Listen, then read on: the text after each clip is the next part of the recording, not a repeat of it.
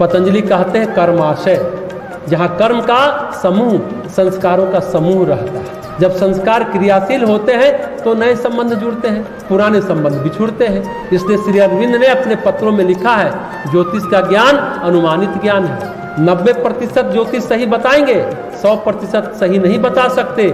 पर जिसे योग का ज्ञान है, जिसे चित्त पढ़ना आ जाए, सिर्फ हाथ पढ़ना नहीं, कुंडली पढ़ना नहीं, जिसे चित्त पढ़ना आ जाए, जिसे योग का ज्ञान है, कब कौन संवत्सर का उदय होगा, उसकी अवधि कितनी होगी, उसके साथ कितना कर्म और भोग जुड़ा होगा, तो श्री अरविंद कहते हैं योग का ज्ञान 100% सटीक होता है। यहाँ पर सीता जी को आहट तो है कि इनसे कोई गहरा रिश्ता जुड़ता है, इनके प्रति प्रेम पनप रहा है, लेकिन ये प्रेम किस रूप में फलित होगा इसकी स्पष्टता उनके मन में नहीं है। जनक जी के प्रण को देखकर सीता जी का मन क्षुब्ध हो गया। एक तरफ पिताजी के प्रण का स्मरण और दूसरी तरफ राम जी से प्रेम। तब तुलसीदास जी आगे कहते हैं, परबस सखनी लखी जब सीता, भयउ गहरू सब कहीं ही सभीता, पुनि आउब एही बेरिया काली, अस कही मन बहसी एक आली।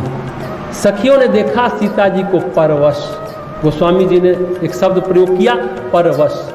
अपने बस में नहीं है, दूसरे के बस में है। किसके बस में है? तो प्रेम के बस में हो गई है, दूसरे के बस में हो गई है। इनको लगता है अब समय का ध्यान नहीं है। तब भयभीत होकर कहने लगे, अरे भाई बड़ी देर हो गई, अब चलना चाहिए पुष्प वाटिका से। एक सखी हंसकर बोली, तुम्हारे मन को यदि भाग गए हैं तो कल इसी समय आएंगे गौरी पूजन के लिए, पर अभी तो चलना पड़ेगा। एक ढांढस बधा रही, कल फिर मिलेंगे ना, कल ये भी फूल तोड़ने आएंगे, फिर हम गौरी पूजन के लिए आएंगे। ढांढस बधा रही है एक सखी सीता जी को। सब सखी हंसी ठिठोली करने लगी। ये अवस्था में ऐसा ही तो होता है, सब लोग चिढ़ाते हैं। जो प्रेम में चला जाता है तो सखियां चिढ़ाती हैं, सारे दोस्त चिढ़ाते हैं। उसी तरह सीता जी की सखी भी सीता जी को हंसी ठिठोली कर रही हैं। तो ये अवस्था में ऐसा ही होता। आगे कहते हैं गोस्वामी जी, गूढ़ गिरा सुनिसिय सकुचानी, भयउ विलंब मातु भय मानी, धीर बड़ी धीर राम उर आने, फिरी अपनौ पिति बस जाने। सखी की यह रहस्य भरी वाणी सुनकर सीता जी सकुचा जाती है, उनको थोड़ा संकोच होता है, आंखें झुक जाती है, माता का भय होने लगता है तो धीरज धारण करती है। रामचंद्र जी को हृदय में धर करके आती हैं, उनका बयान करती हुई अपने पिता के अधीन जानकर लौट चलती है। सचमुच माता पूछेंगी ना, कहाँ इतनी देर लगा दी? तो तुलसीदास जी की जो कथा है बड़े ध्यान से समझने की बात है। प्रेम की पराकाष्ठा भी है, लेकिन मर्यादाओं की सीमा रेखा भी है।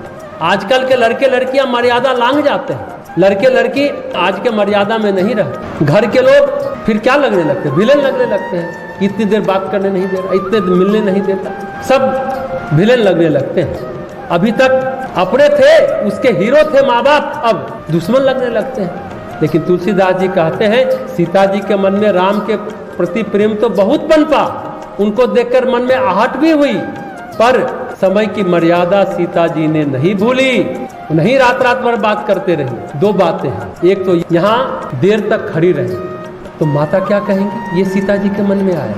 माता क्या कहेंगी?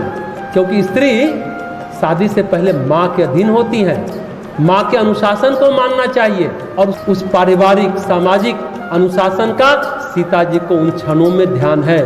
ये बात कहने का अर्थ यही है कि हम सबों को भी उस अनुशासन का, उस मर्यादा का ध्यान रखना चाहिए। भयउ बिलासु मातु भय मानी, भय होता है, माँ की बात को हम तोड़ रहे हैं, इतना देर क्यों रुक गए?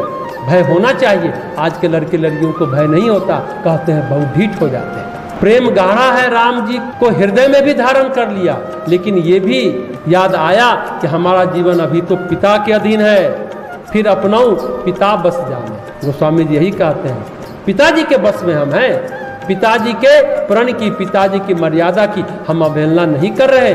हम सबों को भी इस प्रसंग को सुनने के बाद ये इतना जरूर ध्यान रखना चाहिए कि हम माँ पिता के बस में हैं, उनकी मर्यादा की अवहेलना नहीं करनी चाहिए, उनकी मर्यादाओं की सीमा रेखा जो है उसको क्रॉस ना करें।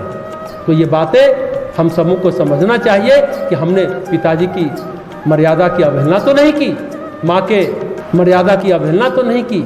ये समझ सीता जी गई पर क्षुब्ध मन से चली गई। तो कल फिर आगे की दोहा की चर्चा करेंगे।